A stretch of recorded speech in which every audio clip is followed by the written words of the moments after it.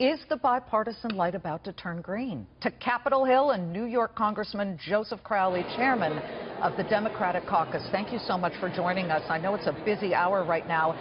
Let me begin with this.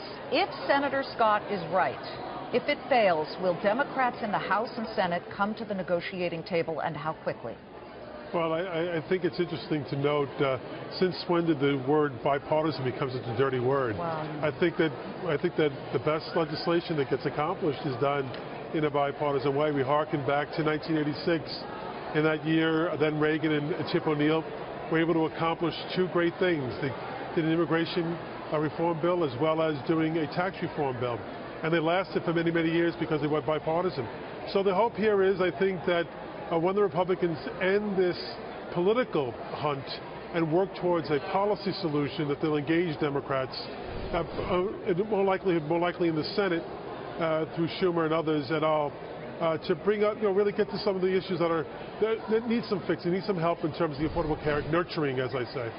You sound very magnanimous and very compromising here in the potential, but let's imagine that what Senator Scott talked about happens. What is the tone Democrats will take? Will it be one of compromise or one of intransigence, where you'll say just about no to everything in the current draft?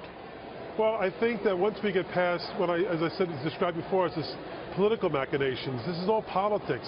There was never expectation that they were actually going to control everything. And now that they do, they have to come up with solutions. So they've kind of, just thrown things together in really a political quest.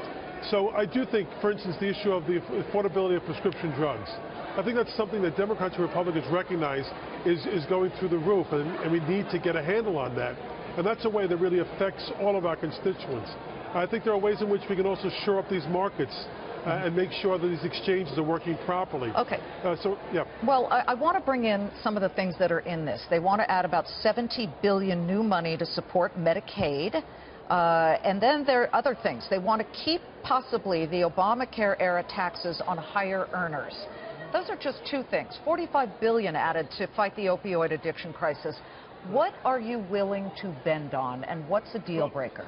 I think right now what you're seeing are these sweeteners not to bring Democrats to the table, but quite frankly to bring Republican senators specifically, Murkowski and others, Alaska. They talk about the polar payoff. These are attempts to bring individual senators to the table. And what I'm suggesting here is that we need to come together, everyone have an opportunity to come to the table. And at this point that hasn't happened. Until they get through, as I say, the political process, they're not yet at the point where they're actually talking to Democrats, and that's what I'm hopeful for. Well, they're talking a lot to each other. They have brought some of it in the past 48 hours to the American people, but look, we here at Fox Business would like to see more of selling to the American people versus to each other. But let me get to what the Democrats can or cannot do. Can you agree that entitlement programs like Medicaid are so bloated that they're going to take us all over a cliff? Because in the Senate draft, in reality, it doesn't cut Medicaid, it cuts the rate of growth. Wouldn't that be the fiscally responsible thing to do? The impact of that cut on growth would impact over 20 million American lives, people who now have health coverage who would be left abandoned. That's not the American approach. That's not the way in which to do this.